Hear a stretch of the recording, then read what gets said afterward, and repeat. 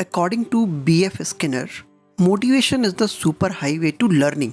Motivation का एक child as well as adult की लर्निंग में बहुत इंपॉर्टेंट रोल होता है। मोटिवेशन उन इंटरनल और एक्सटर्नल फैक्टर्स को कहा जाता है जो एक व्यक्ति के बिहेवियर को एनर्जाइज करते हैं, उसके बिहेवियर को डायरेक्शन देते हैं और उस बिहेवियर को लंबे समय तक सस्टेन करते हैं जब तक कि वह किसी लक्ष्य और गोल की तरफ नहीं पहुंच जाता। मोटिवेशन हमारे द्वारा लिए गए एक्शंस और हमारे बिहेवियर के पीछे का एक ड्राइविंग फोर्स है।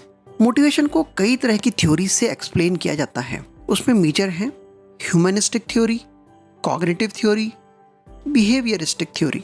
ह्यूमनिस्टिक थ्योरी कहती है कि लोग अपनी बेसिक साइकोलॉजिकल नीड्स को फुलफिल करने के लिए मोटिवेटेड होते हैं, जैसे रोटी, कपड़ा, मकान और self esteem, personal fulfilment et cetera etcetera.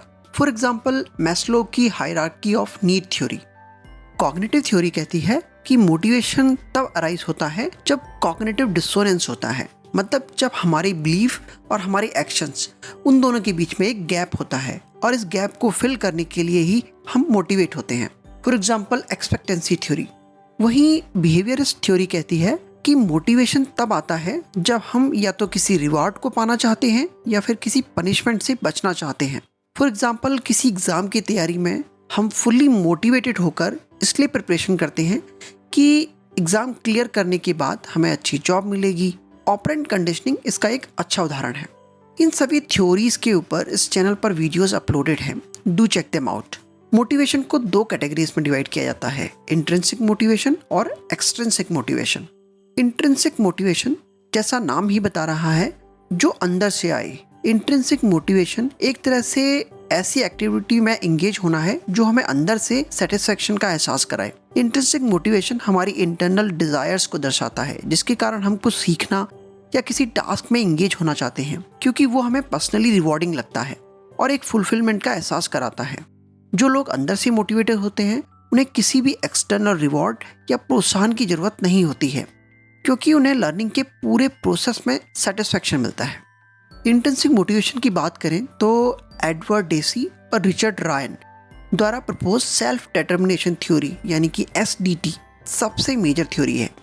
SDT के अनुसार ह्यूमंस की 3 जन्मजात जरूरतें यानी नीड्स हैं, जिसमें सबसे पहले आती है ऑटोनॉमी, जिसमें किसी भी सिचुएशन में आप ये पाते हैं कि आपके पास कंट्रोल है और चॉइस है, दोनों ही हैं। दूसरी है कंपिटेंस यानी क्षमता, या कह सकते हैं आपकी कैपेसिटी किसी भी काम को करने की। तीसरी नीड है रिलेटेडनेस, यानी कि आप दूसरों से जुड़े हुए हों, इसका एहसास होना। जब ये तीनों नीड्स पूरी हो जाती हैं तब एक व्यक्ति इंट्रिंसिक मोटिवेशन को एक्सपीरियंस करता है। उदाहरण के लिए एक स्टूडेंट को लेते हैं जिसका नाम एलेक्स है और जिसका राइटिंग में बहुत अधिक इंटरेस्ट है। एलेक्स ऐसे स्कूल में जहां ऑटोनॉमी को सपोर्ट किया जाता है वहां पढ़ता है।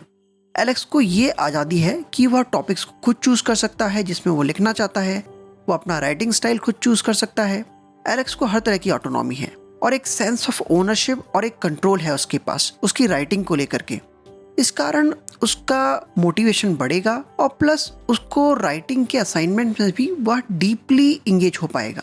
इसी एग्जाम्पल को कंटिन्यू करते हुए, अगर एलेक्स को कंस्ट्रक्टिव फीडबैक और गाइडेंस मिलता है टीचर से और टीचर उसके स्किल डेवलपमेंट और उसकी स्किल को इम्प्रूव करने के लिए काफ़ी हद तक सपोर्ट करती है, तो इससे क्या होगा कि एलेक्स को अपनी राइटिंग एबिलिटीज़ में और भी कॉन्फिडेंस आएगा, वह अपने आप को कॉम्पिटेंट फील करेगा। और अगर एक बार वह अपने आप को कॉम्पिटेंट फील करता है तो वो नए नए तरह के चैलेंजेस लेगा, राइटिंग चैलेंजेस, और वह मोटिवेटेड रहेगा हमेशा चैलेंजिंग टास्क को लेते हुए। और अगर एलेक्स किसी राइटिंग क्लब का स्कूल में हिस्सा हो तो वो आपस में अपने लिखने के पैशन को शेयर कर सकता है। इस तरह से आपस में डिस्कशन में एंगेज होकर बाकियों से अपनी राइटिंग पे फीडबैक पाकर एक सपोर्ट का एहसास होता है जो आपकी रिलेटेडनेस थर्ड नीड को पूरा करता है। ये सोशल कनेक्शन और सपोर्ट एलेक्स को ओवरऑल मोटिवेट करता रहेगा।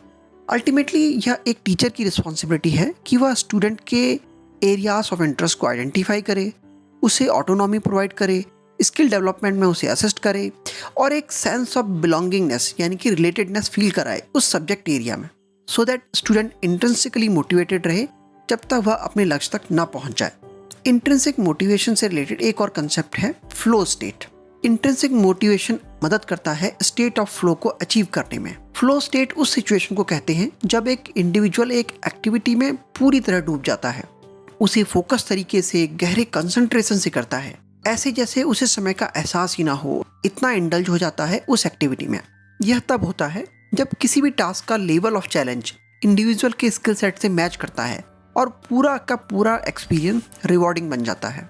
इंट्रिंसिक मोटिवेशन के कुछ उदाहरण हैं, जैसे एक म्यूजिशियन का म्यूजिक इंस्ट्रूमेंट बजाना जब वो कुछ नया क्रिएट करता है दिल से और खुद को संगीत के जरिए एक्सप्रेस कर पाता है, या फिर कोई साइंटिस्ट अगर कोई नई रिसर्च करता है अपनी क्यूरियोसिटी और अपनी उस इच्छा के ऊपर कि वो अपनी फील्ड के नॉलेज को बढ़ा सके।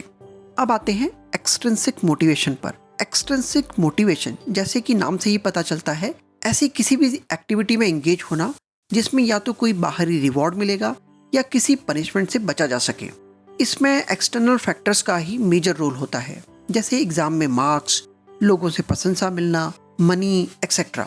एक्सट्रिंसिक मोटिवेशन भी लर्निंग में काफ़ी इफेक्टिव होती है और एक टीचर के काम को आसान बनाती है, पर यह एक स्टूडेंट की लॉन्ग टर्म ग्रोथ और लर्निंग पर उतना प्रभाव नहीं डालता जितना कि इंट्रिंसिक मोटिवेशन का पड़ता है। एक्सट्रिंसिक मोटिवेशन में भी एक जानी मानी थ्योरी है ऑपरेंट कंडीशनिंग की, जो BF स्किनर ने दी थी। उसके हिसाब से किसी इंडिविजुअल का बिहेवियर या एक्शन उस एक्शन के बाद मिलने वाले आउटकम से शेप होता है। पॉजिटिव रीइंफोर्समेंट यानी कि rewarding desired behaviour and negative reinforcement यानी कि रिमूविंग अवर्सिव स्टिमुलाई, दोनों किसी भी इंडिविजुअल को स्पेसिफिक एक्शंस लेने के लिए मोटिवेट कर सकते हैं। An example of extrinsic motivation is, एक एम्प्लॉय ऑफिस में हार्ड वर्क करता है जिससे कि उसको प्रमोशन मिले या अपने बॉस से प्रशंसा मिले या फिर उसकी सैलरी बढ़े। यहाँ पर एक्सटर्नल फैक्टर्स ही उसको मोटिवेट कर रहे हैं, भले ही वह एम्प्लॉय अपने काम को बिल्कुल भी ना एंजॉय करता हो, पर सैलरी के एक्सट्रिंसिक मोटिवेशन के कारण वह उस काम को करता रहता है।